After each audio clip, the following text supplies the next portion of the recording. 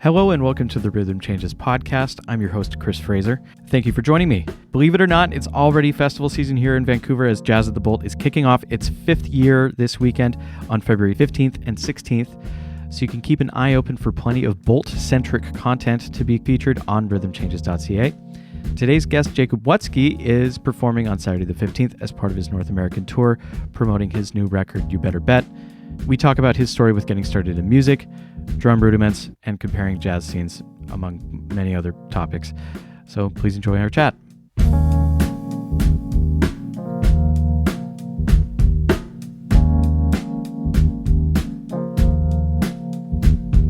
My guest today is a phenomenal Canadian drummer from Montreal. He's currently on tour promoting his new record, You Better Bet, on Cellar Live. It's my pleasure to welcome Jacob Wutzke on the podcast. Thanks for joining me, Jacob. Oh, thanks for having me, Chris. How's it going? I'm doing okay. Yeah? Yeah, thank you. Yeah. Thank you. Full disclosure, I'm getting over a cold here, so Yeah. my voice is a little weak, so just bear with No, me. I mean, for a podcast, it sounds great. Yeah, you Right. get those I can low really tones. hug the microphone. That's right. Yeah. Well, you've been busy. You've been real busy. You're on tour right now. You were just in Seattle. You just came in yesterday.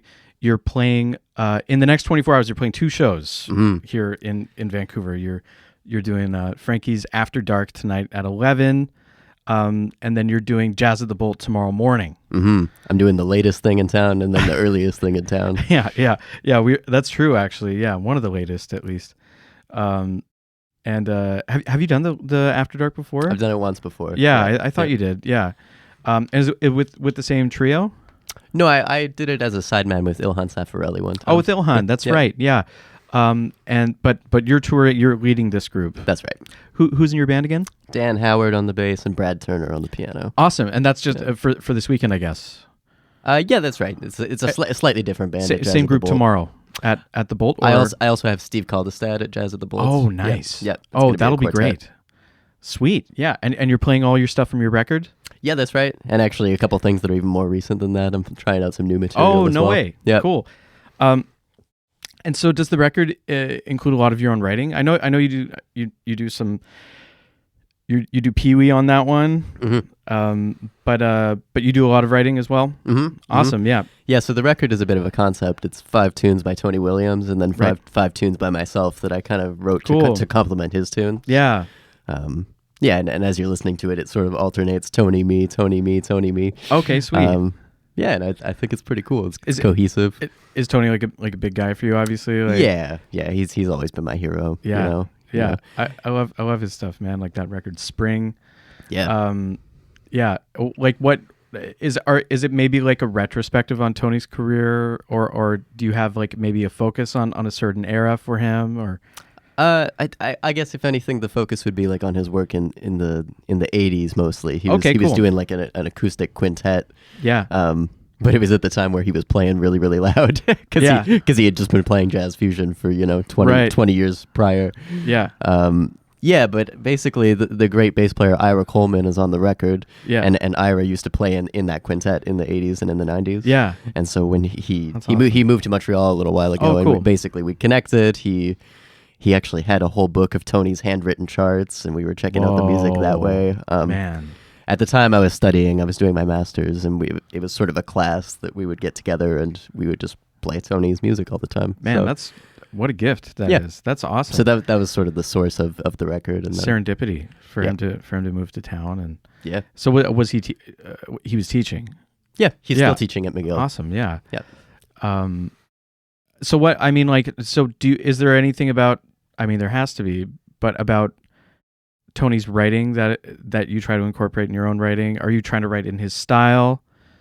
A little bit. I mean, I feel that with Tony Williams, like everybody knows about his drumming, especially with like Miles Davis in the mid '60s and whatnot. But a lot of people don't know, like 95% of his creative output was as a leader. Like he was mostly writing music, Yeah. He basically invented jazz fusion in my mind, and then he had some I mean, that's kind of true. Yeah. When you think about it, I mean, he's the one on that. Like, I kind of think it starts at around, what's that one record? Miles in the Sky. Sure. Right. Cause that's where they start. That's where Ron starts playing electric bass. Yeah. and then they also feature George Benson on that record too. So yeah, I feel like, and I mean, he's there for it. Yeah, totally. But yeah, Tony's writing, I mean, I just love his tunes. Yeah. His tunes always have these really interesting harmonies. I know he like also studied classical counterpoint, and there's one tune that's on the record called Arboretum. That's nice. one of Tony's tunes. Yeah, which was literally a counterpoint assignment. So there's just two counter melodies moving against each other. Oh, cool.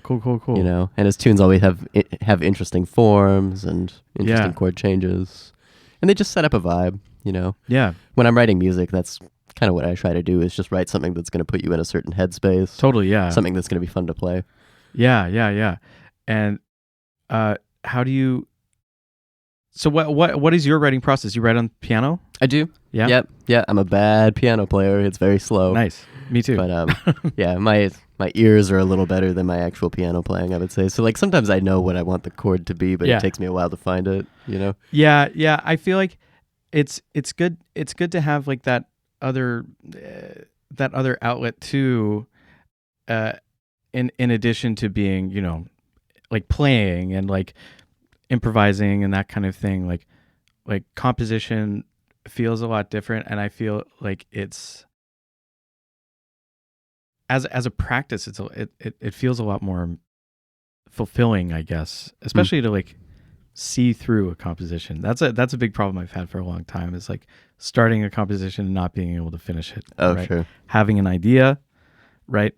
Because like I understand totally what you mean by like trying to set a vibe, right? Like you have an idea for a tune and you're like, oh man, I love the feeling of this.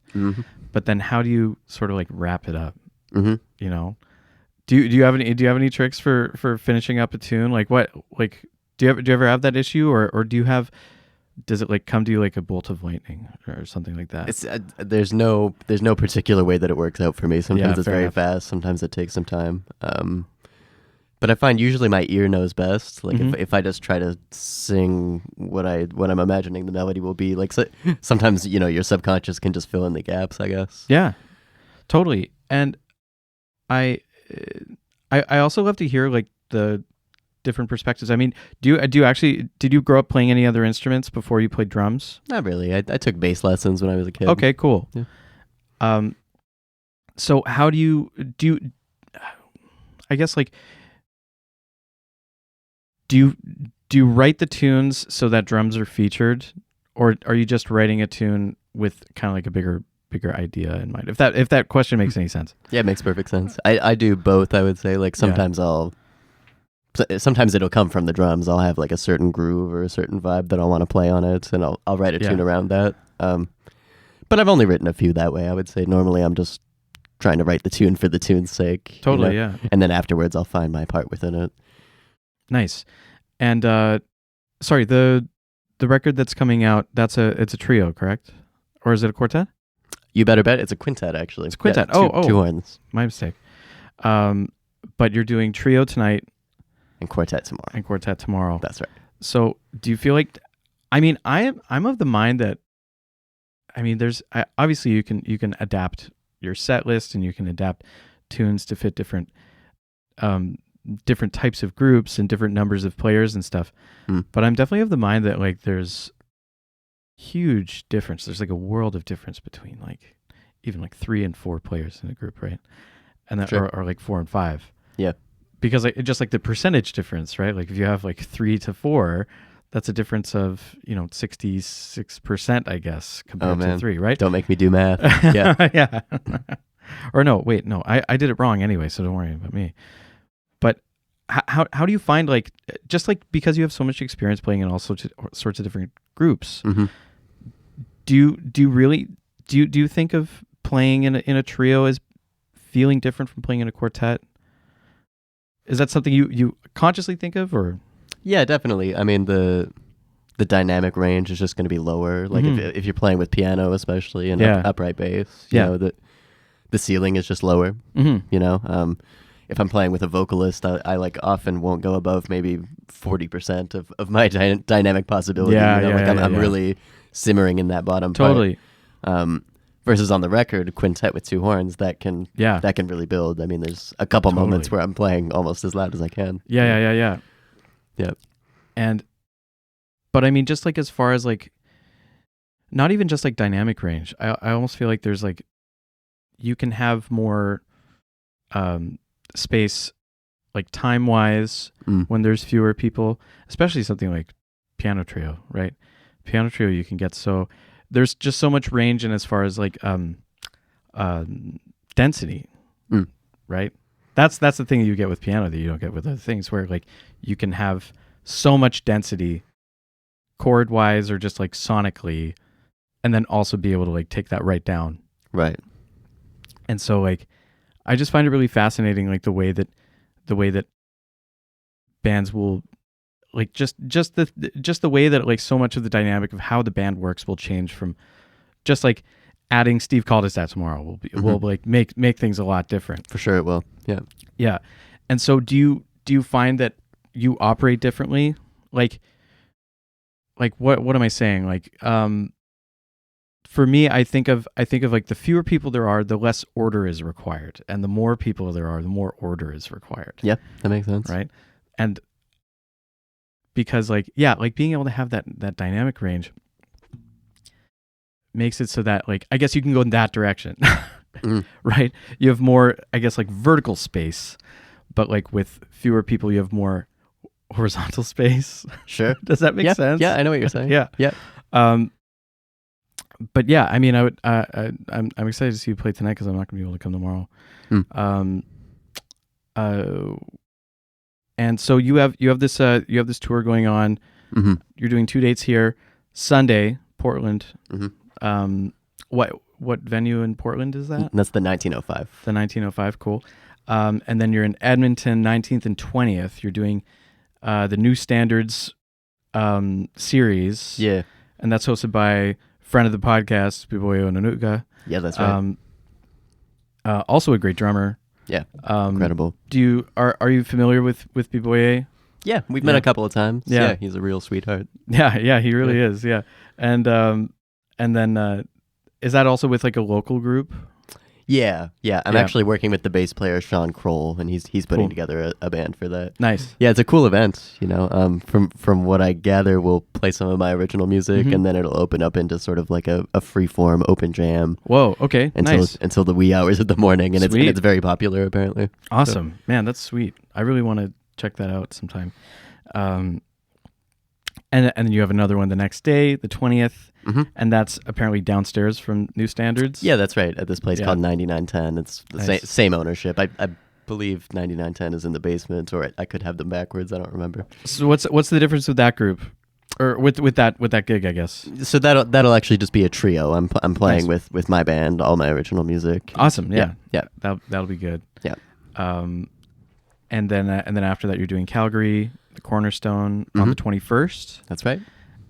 Is that the end of your tour afterwards? Basically, yeah. Then I have some time off. I have a few things locally in Montreal. Yeah. A couple things in Toronto. Are you from Montreal originally? I'm from Calgary. You're from Calgary. Okay, great. Yeah. So when did you move to Montreal? You went to school there. Yeah, I first moved to Toronto in 2015. Nice. I started going to Humber, and then I moved to Montreal in 2020. Yeah, I knew you went to McGill. Okay, so you went to Humber, and then you did your master's at McGill. That's right. Nice. So you spend most of your obviously you live in Montreal. How? I mean, I would love to get your input on what you find. Like, if you find there's a big difference between the Toronto scene and the Montreal scene. Like, so you spent like what 4 or 5 years in Toronto. Yeah, I'm coming up on about 5 years in both places now. Yeah. So then, yeah, equal time frame then. So do you find there's a big difference between the two scenes? Yeah. I mean, I find Toronto definitely has more places to play. They're not. City, yeah. It's a huge city. They're not all necessarily great gigs, but they are like performance spaces where you can book it and play some original music. That's cool, man. That's nice to have. Like, and like Will and I were just chatting before we came in here, and like it feels like Vancouver has a lot of that too. You know, it's getting there. I think, there's. I think we're kind of in a space where some venues are fading out and other venues are coming in, and but I guess it always feels that way. But but yeah, we're also getting more venues where you can just kind of like book it and play original music. I feel like we were sort of lacking that for a little while. I remember like John Corser had talked with me about that. But that's an important type of space to have. It's kind of like the Kevin Romain thing too, where he was sort of like hearkening to the old days of just being able to book a space and like a bunch of bands. Like it didn't have to be jazz. Like he was talking about like a hardcore show or something, but just the idea of like having a space, just having a bunch of bands, and even if they're like bad, just like having shows and it being a community event and people coming to it and it just being like a whole thing. Right. That's an important thing to have in the scene, because like just those sort of community gathering moments are really kind of like what build all the relationships that you get, right? Like, because like you probably understand that like when you're playing all the time, you don't really get to meet people, you know, like Mm-hmm. the scene can kind of pass you by because you're so busy. Yeah, like you're sure. part of it, but you're also like if you play enough, like it'll start to feel like you're kind of on the outside of it. Yeah, sure. Yeah. Right? Yeah, it's funny to say out loud. Yeah. But I know exactly what you mean. Yeah. Because I bet how often are you playing in Montreal? I mean, I work a fair bit, but Yeah, I but imagine. mostly I'm traveling to play though. Cool. Yeah. Yeah. So then Montreal, like, do you get to? I mean, we met in Montreal. I don't know if you remember. Yeah, I remember. Yeah. I was spending time there, and like, yeah, you were just at the jam. I mean, that's where we met. Yeah. And that's cool. Like, because like I think it's important to just take that time to like be part of the scene. Like, For sure. Yeah. Yeah. Yeah, I try to go out to things, I think the only way that a quality of a jam session and therefore the quality of the scene gets better is just by going out and playing good music. So Yeah. I try to take it on myself. Yeah, I really liked the jam scene in Montreal in particular. Yeah. Really active and like pretty open and welcoming. I felt, which was cool too. Mm. Just to get you in trouble, like what's your impression of like the Montreal scene versus the Toronto scene? This is kind of what I was getting at. Is that I feel that Montreal just doesn't have as many of those types of spaces. Okay, there's a couple nice clubs Mm-hmm. where you can book a gig 8 months from now, and you can do it once a year. Right. And it's awesome when it happens. And if you Yeah. if you work with a lot of different people, maybe you'll be in the clubs frequently. Mhm. But just as far as like little bar gigs that are fine, and there's Yeah. like an attentive audience, and you can make a little bit of money. There's not too much of that. Yeah, I like the bar gig thing too, and that's like something we don't have as much in Vancouver because we have such weird liquor laws here. Mm. We have weird, outdated liquor laws that make it really hard to. Essentially, it's just hard to operate a bar in a lot of the neighborhoods in Vancouver. Okay. So most places need to be a food primary liquor license. Mm. So they need to operate as a restaurant as opposed to just being a bar. Wow. Which is a very strange Interesting. thing. Yeah, it's just all very antiquated liquor laws, Hmm. and it kind of makes the creative scene suffer a little bit. Mm. Like when I was in Montreal, you just have places that are just bars, and like that is like that's actually like a very foreign concept to a Vancouverite. Really? Yeah, because Okay. most places are restaurants or are bars that are masquerading as restaurants. Right. Yeah. Huh. It's a funny thing, but I felt that Montreal had a very young scene, just because like they have all they have Concordia and McGill there, Mm. so like but I guess Toronto's similar. You have U of T obviously and Humber, Mm.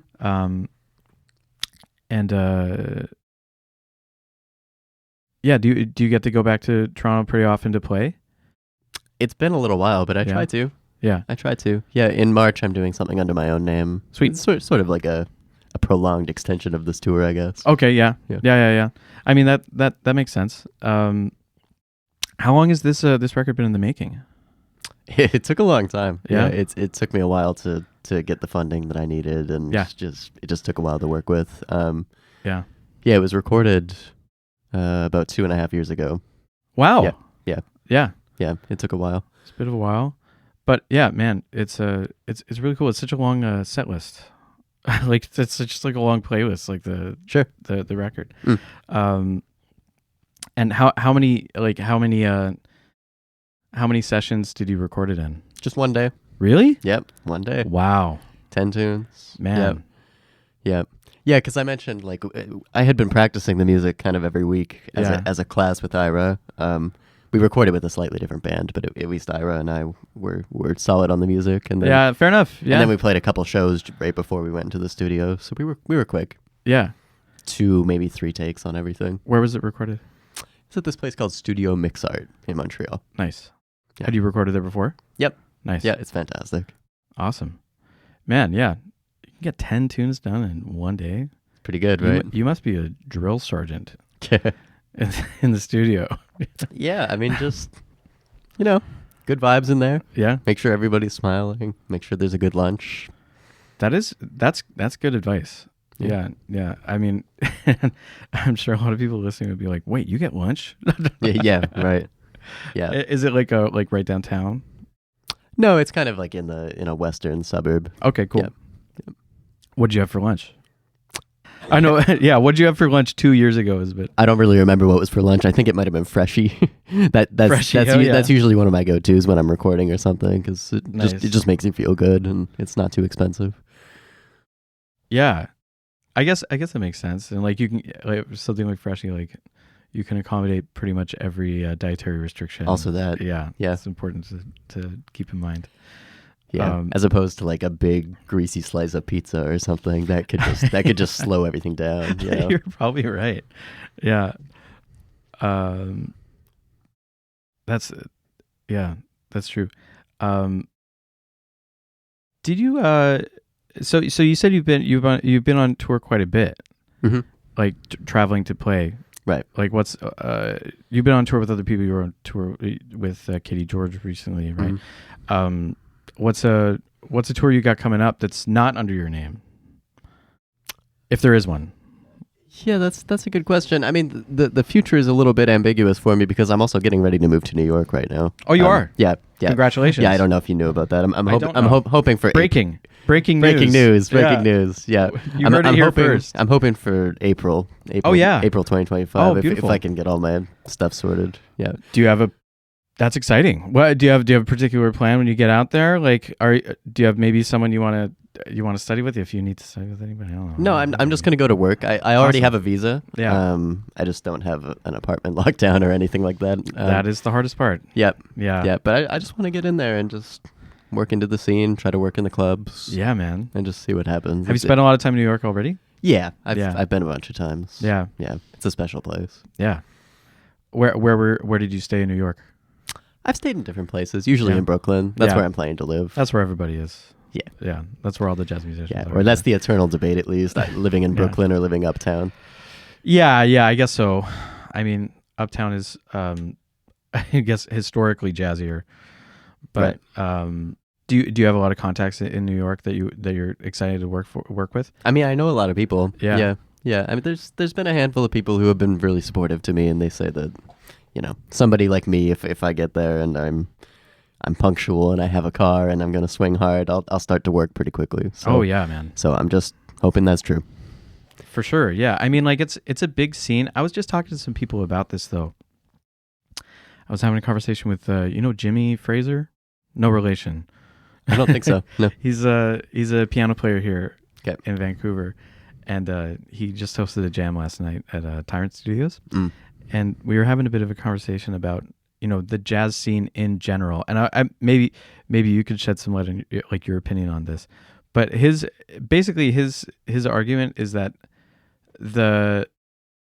because somebody was remarking that like the Canadian jazz scene is small. It's a small jazz scene, right? Sure. And Jimmy rebutted by saying like the entire jazz scene is small. Like the entire world jazz scene is relatively small. Sure. And like when you think about it, like that's totally true. Yeah. Like I spent a little bit of time in New York several years ago. And I was only there for 2 months. And and even then, like, you would think, you have this idea, especially, I don't know, like you're from Calgary, I'm from Vancouver, like you have this idea of New York being like, it's just like swimming with, a million musicians who are so much better than you there. Like, sure. and in reality, it's like probably over 1,000, but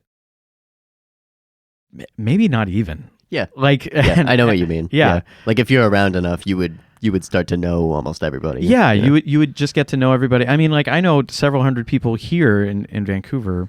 Mm-hmm. Vancouver isn't necessarily a small place. It's a small scene just like anywhere else. But I mean, at the same time, we're playing jazz music. Yeah. Right? It's pretty niche. Yeah. Like like the reason why we were talking about this is because he and this other piano player, Josh Crushell, were nerding out about this Emmett Cohen video that went. They said it went viral, right? It's the one of him playing After You've Gone. Yeah, with Patrick Bartley. Patrick Bartley, yeah. And so like that's had so many views just because like the piano players nerd out about Emmett's playing, and then the saxophone players nerd out about Patrick's playing. Yeah, and it went viral, or like what the word that they used was viral. But the amount of views on the video on YouTube is 3 million, which like by most measures is not a viral video. It's a popular video. Yeah, there's plenty of what you're saying. But there's like plenty of accounts on YouTube that like net that much like on a weekly basis. Yeah, just through their regular output, and it's not viral in any way because people aren't like sharing it. It's just that they have enough subscribers, right? And so it's funny that that's what we consider a viral video in the jazz world, right? Yeah. Like 3 million views. Oh my God. Like probably the most like viral video I can think of is probably that like Corey Henry, Lingus solo. That's probably, I don't know how many views that has, but at the same time, that's still so niche. Yeah, of course. Right.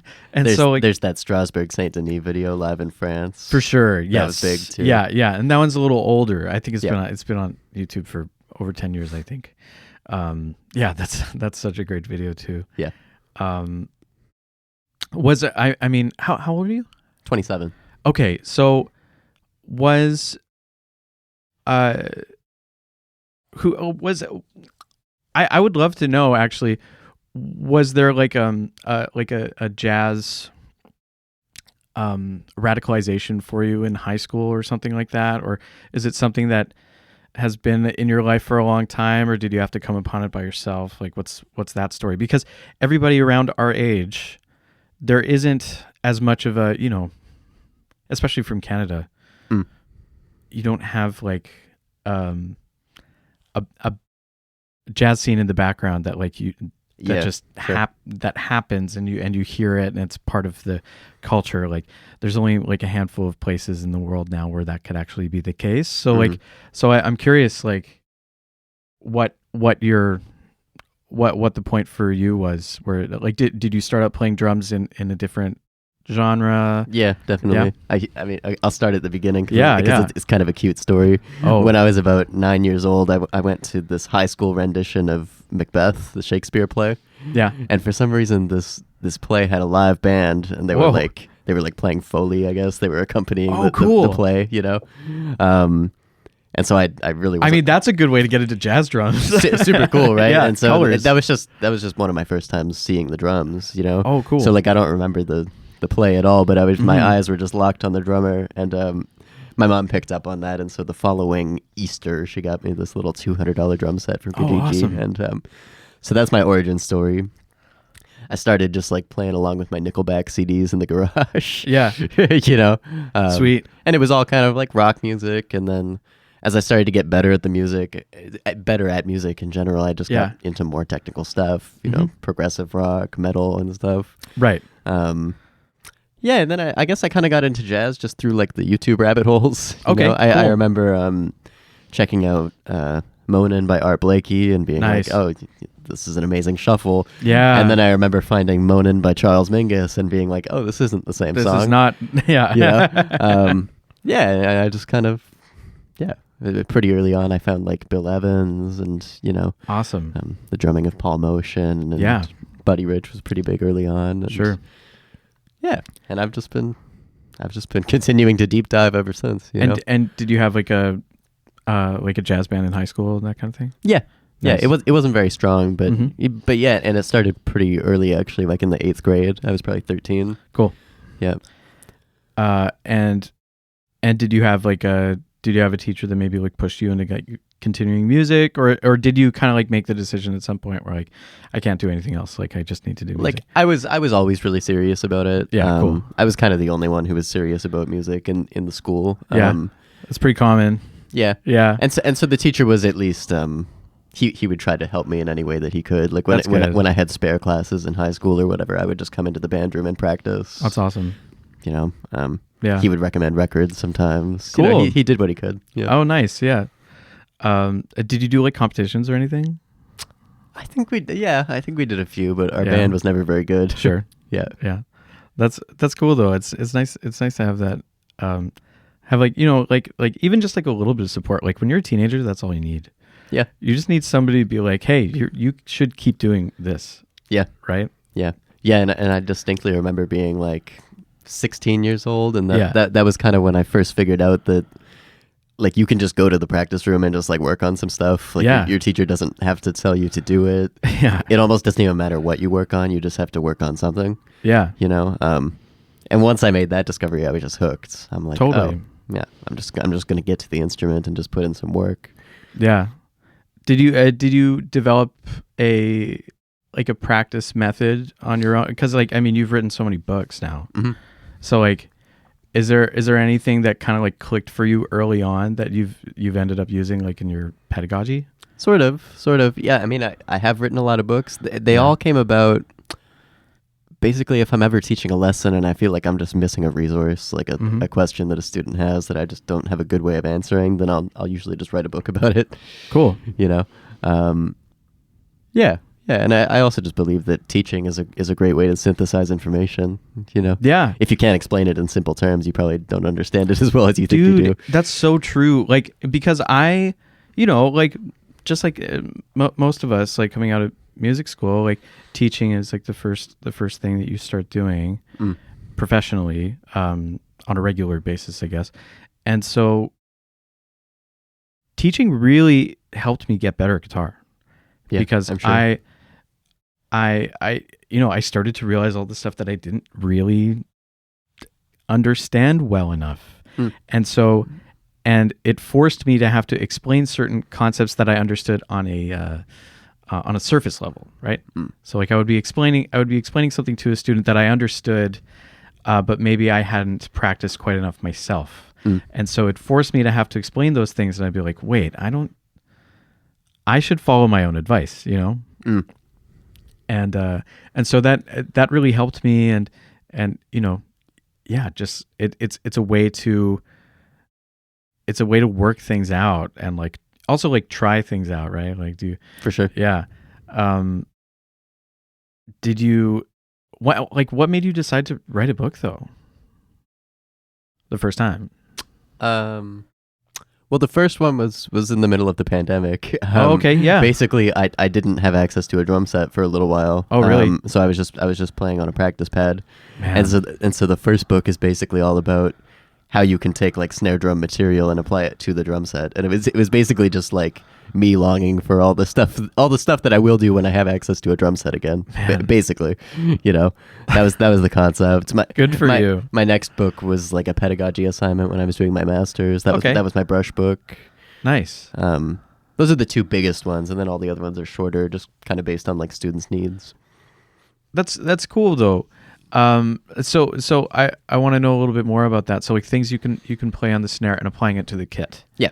So what's an example of a big lesson in that book that would that you could explain to someone like me? Yeah. I mean, there's different things. Like it's if you have a snare drum piece or something, you could put the accents on the toms. You could put the accents on the cymbals. Sure. You could right. You can set up different like movement patterns to get around the drums in different ways. Yeah. Just getting it off at the snare drum and moving to different surfaces. I also explore different things like playing with different rates and. Okay. Yeah, it's a pretty creative book. Yeah. Yeah. Because I think I love the drums, and I have messed around playing the drums, but I'm not a good drummer. But I think the drum kit is so, I mean, it really is like as far as like jazz music goes, like it is sort of the thing that makes it sound the way it does. Yeah. Because like harmony is obviously important, and like, tradition and repertoire, all that kind of stuff is super important. But I think that like the drums really kind of like tie everything together and give it a context. And so, and the other thing is that I love like learning stuff from the perspective of the other instruments too. So, for example, there's a guitar player from New York, Miles Okazaki. Yeah. And he, I think he has a book where he essentially applies drum rudiments to the guitar. Oh, cool. Yeah. Wow. So you could do, for example, you would play a paradiddle, right? Right, left, right, left, right, left, left. Yes. On two strings, right? So one string is your right hand and another string is your left hand. That's cool. And or it could just be like downstrokes on the guitar and upstrokes on the guitar are thought of as right and left, which makes a lot of sense, right? When you think about it, right? And it's definitely not something that guitar players would normally practice, right? You would never think of like needing to do rudiments on the guitar, but when you think about actually doing it, it's like, wait, why wouldn't I do this? This makes so much sense. You'll probably develop some dexterity or something. Exactly, yeah. Or like just the idea of like even doing doubles, like on the guitar, just like right, left, right, left, or like down, up, down, up. It's not very intuitive or idiomatic to the instrument, but being able to have that together, it's there's no way that it's not beneficial. And so it's just funny that like those kinds of things, like drum rudiments, are actually like super. I mean, they're rudimentary. They're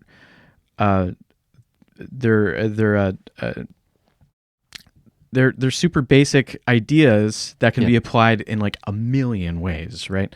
I always see like those drum rudiment like posters, but also a lot of drummers tell me, like, maybe you could clear this up. A lot of drummers tell me that there's like all the rudiments, however many there are, but also you can just like boil it down to like maybe 5 rudiments. Yeah, it's kind of true.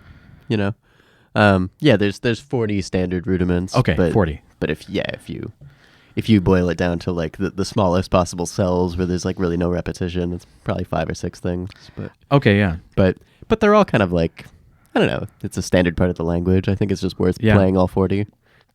Yeah.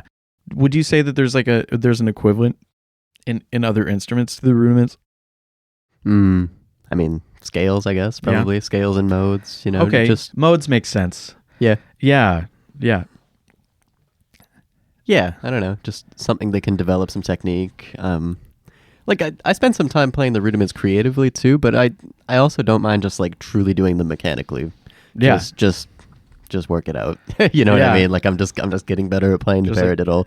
Like I don't care how it's going to apply to my swing wheel later. I'm just working on my hands. Yeah. Just purely playing the instrument. Yeah. Exactly. Yeah, I totally get that too. Yeah, because you have to be a technician first. Totally, yeah. That's interesting. Maybe not a lot of people would agree with that, right? Like, well, yeah. I don't know if you have to be a technician first, but you ought to be able to play your instrument well. Okay, yeah, yeah. That's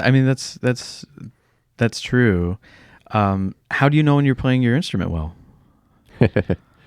I would think that you would probably know better than anyone else, like you as in yourself. If you feel that you're tripping over your own ideas, they're just not coming out properly, I find I always go through phases where like my ear feels further ahead than my hands, and then vice versa, and which is kind of exciting. I'm always just sort of catching up, I think I'm at a point right now where my ear is probably ahead of my hands a little bit, so I work on my technique a little, Yeah, right. Yeah, because you need to be able to. Yeah, I guess you're always going to be like battling. Yeah, but I think it comes down to just like being able to execute what you're hearing with minimal resistance. To me, that's what technique is. Right, but I think, but that's an interesting way of putting it, because there's an assumption of like being able to hear something.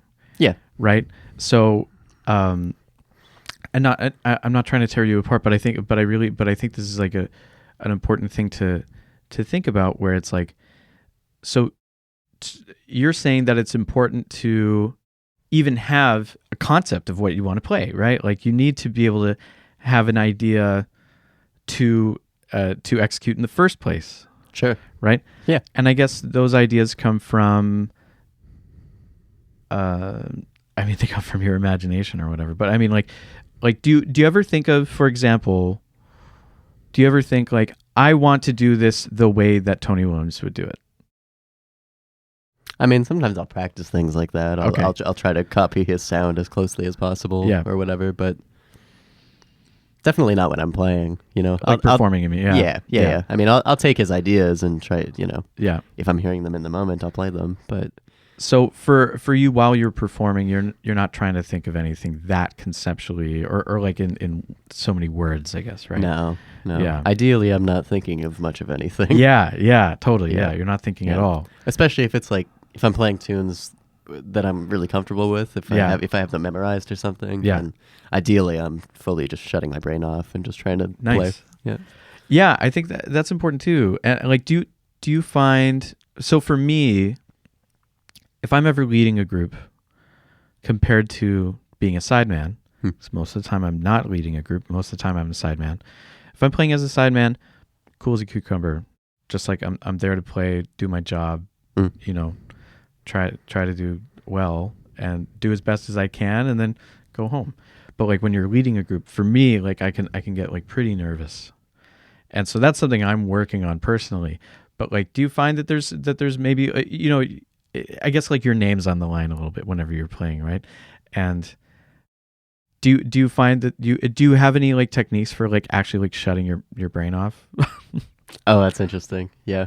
I mean, I've read of a couple like like meditation practices or tricks or even like with that kind of thing. But like what's your Yeah, I mean, I think you can't shut your brain off if you're nervous. Yeah. And probably the best way to not be nervous is to be well prepared. I guess that's what I would say. Yeah, that's true. Yeah. I'll also say, like, I think the thing that makes me the most nervous about being a leader is actually talking and introducing the music. Yeah. And so I actually spend quite a bit of time thinking about stories and anecdotes, how I'll introduce each thing. I even practice them in the mirror sometimes. Oh. Yeah. Yeah, that makes a lot of sense. Because, I mean, you think about like really wanting to get to that space where you can just let go and let the music happen and purely just be acting on impulse. Yeah. And then to be able to go into that state of mind, and then the tune ends, and then you have to be an MC for your own show right after that. Yeah. That's tough. Yeah. That's really hard to do. Yep. And like to be like charming and funny and quick-witted in doing that as well. Like, yeah. And to play really well and to lead the musicians around you. And not to mention that you're probably the first one there and the last one to leave. Yeah, for sure. Yeah. And you have to make sure everyone's getting paid. You have to make sure everyone's eating. Yeah. Like there's so much that goes into like leading the group, right? On top of like, everything that has led up to the gig and everything. So, I mean, I remember I listened to the audiobook of Effortless Mastery. Yeah. The Kenny Werner book. Yeah. It's great. Yeah. Have you listened to his audiobook where he reads it? No, I haven't heard that. Yeah, he's got like just such a great like, just like old New York guy voice, like Brooklyn dude like voice. Yeah. Yeah, he's awesome. I once shared a green room with him in Ottawa. Hell yeah. Yeah. That's cool. What's he like? He was really nice. He's probably a sweetheart. Yeah, we were just eating sandwiches together. He was showing me some like old school comedy. He was really nice. Cool. Yeah. That's awesome. Yeah. He seems like a really cool dude. But yeah, I remember there was like one guided meditation that I like to use even just like in the moment. If I feel myself kind of like starting to think too much, there's this one trick that's essentially imagine, I could be butchering this, but imagine seeing yourself from like 20 feet behind you. So imagine you're somebody else who is looking at the back of your head from 20 feet behind you. And then as soon as you can see that image, then imagine seeing that imaginary person from 20 feet behind. Whoa. and try to continue doing that. And then when you do that, you sort of like remove yourself from your body, like mentally, right? Sure. And I think that can sort of like break up your maybe like, you know, cyclical thoughts or whatever. And I've done it and it actually like worked like in like a performance situation. Wow. And like, you know, it's probably, you know, placebo effect. I'm just like trusting Kenny Werner, but like, why not? Like, who else are you going to trust? If it works, it works. Yeah. Oh, that's so interesting. Yeah. And one thing that's interesting about this tour I'm on right now is that I'm playing with different musicians in each place. Yeah. What's that like? I haven't really done anything like that before. Yeah. I mean, I've only done one show so far, but I'm just kind of coming into it with the idea that, like, you know, you can't have too many preconceived ideas. Like, I hardly even know how these people play. Yeah. It's their first time playing the music. They might mess it up. Like, you just can't be upset about it. Yeah, you got to roll with punches. Yeah, exactly. And probably the tunes will unfold like very differently than they would with my band, you know? Yeah. So just keeping an open mind about that. Yeah, exactly. And especially when it's your original music, you know. I think there is a certain point as a composer where this kind of situation is a perfect example of the music no longer belongs to you at a certain point, right? Where it's going to be interpreted, whether you like it or not, in a different way than how you had originally imagined it. And so maybe, you know, I'm not trying to give you advice or anything, but it's just like, maybe, you know, you just got to be at peace with the fact that like maybe it is just never going to be played the same way ever again. Almost, right? But that's also what's beautiful about it. Like that's how you get Watermelon Man by the Headhunters. Sure. Right? Like a piece of music just changes so much over time that you just embrace it. You just embrace the fact that it's completely transformed. Right? And probably the different instrumentation helped with that, and the fact that, you know, everything was changing in the world, like between like, I don't know, when did that come out? Like 1960 to like 1971. Like obviously everything changed, but yeah, so that would, I mean, I'm excited to see the different approach. Like, luckily you were playing with some great musicians, though. I mean, yeah, like Dan's an awesome bass player. Brad obviously is Brad. Yeah, amazing. Yeah, have you played with Brad before? No, we've actually never played. Nice. Yeah.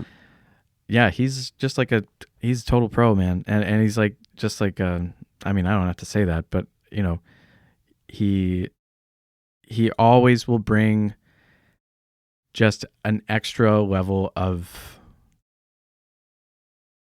Bradness to whatever he's playing, which is always just like thrilling. Just the way he plays the piano is like unbelievable.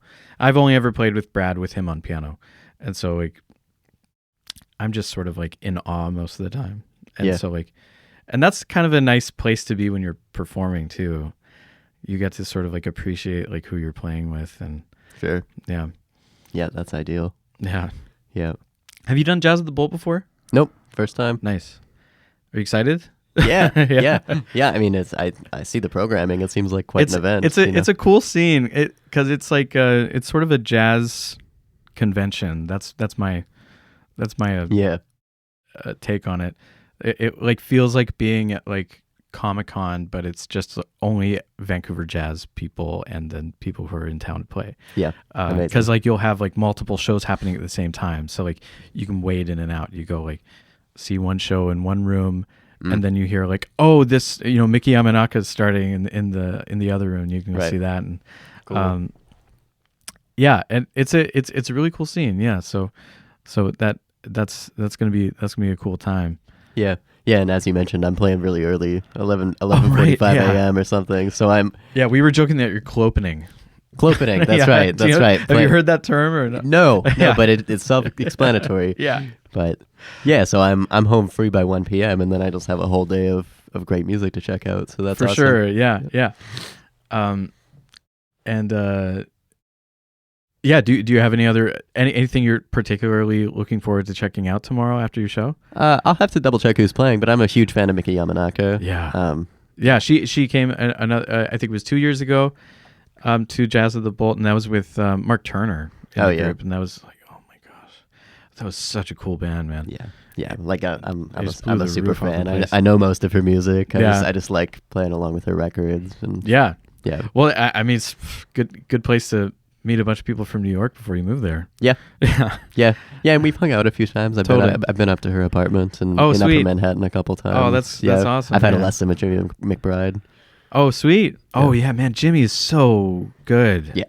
Yeah, unbelievable. Like, he kind of stole the show too. Like at that show, I remember, like, because everyone obviously was excited to see Mickey and of course Mark Turner, and then like Jimmy just like killed it. Yeah, incredible. Just his playing is so unbelievable. And just like a heavy, grounded, centered. Yeah, like kind of like a stoic style of playing. But yeah, and just like the technique is so like his technique is just so understated, and so like.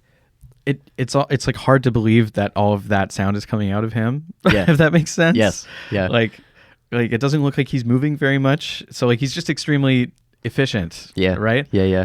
I always find he's the kind of drummer that you have to like listen carefully to understand how heavy it is. You know? Yeah. Like if you're not really listening, I don't know, it's easy to miss the nuance in his playing. I guess so, yeah. But I remember just being blown away by his playing. Yeah. Yeah, he's one of my favorites. Yeah. Yeah, man. Yeah, that Jazz at the Bolt is a really fun time. Too bad I can't go tomorrow to see you and play with Steve. But do you have any plans to come back to Vancouver? I would like to, but I don't think I have anything in the books right now. Yeah. And then you're only so you're only going to be in Montreal for a couple more months. That's right. Here. Yeah. Yeah. Is it bittersweet? Yeah. It's an amazing city. Yeah. Yeah, I could maybe potentially see myself moving back someday. I'm not really sure, but I'm moving to New York indefinitely though. It's if it works fine, I'll stay for a while. Yeah, man. Yeah. Yeah, no, you'll kill it in New York for sure. I mean, you said you have a car. Dude, I do. You're set. I know. In New York. Yeah. That's true, especially to be able to go out, like drive out to Philly or something like that. Yeah, exactly. Yeah. And to come back up to Canada when I need to. Yeah. But I guess, like part of it is like making sure that you can have a drum kit set up somewhere, right? Like, yeah. Man, yeah, I guess that's the thing with drummers. That's kind of a rough. Yeah, it'll be a thing to figure out. I won't want to spend money on a practice studio right away. I'm not going to have that kind of money to spend. No, yeah, it'll be rough. Like maybe, yeah, you probably need to get to know somebody who like works at a school or something. Maybe, yeah, try to find somebody who can fit you into their studio part time or something. Yeah, that would be cool. Yeah. But I'm excited for you, man. You're gonna do awesome. Yeah, thank you. Yeah. Do you have any gigs lined up in New York?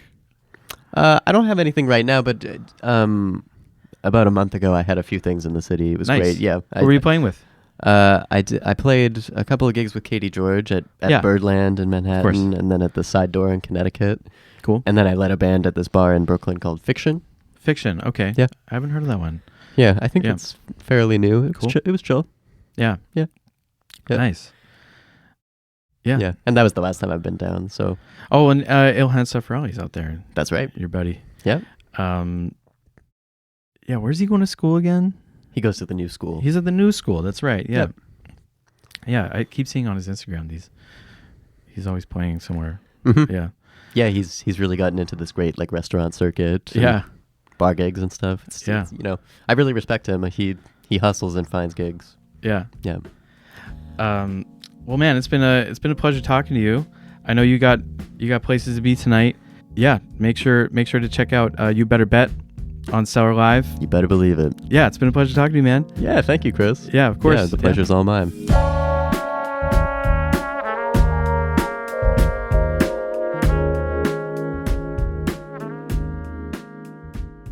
Thanks to Jacob for joining me on the podcast. Make sure to get out to see him play if you're in one of the cities mentioned in the episode. If you missed that, you can head to Jacob's website, linked in the description. And if you're in Vancouver, make sure to check out Jazz at the Bolt this weekend. And if you're listening to this episode from Jazz at the Bolt, leave a comment. Thanks as always for listening. We'll see you on the next one.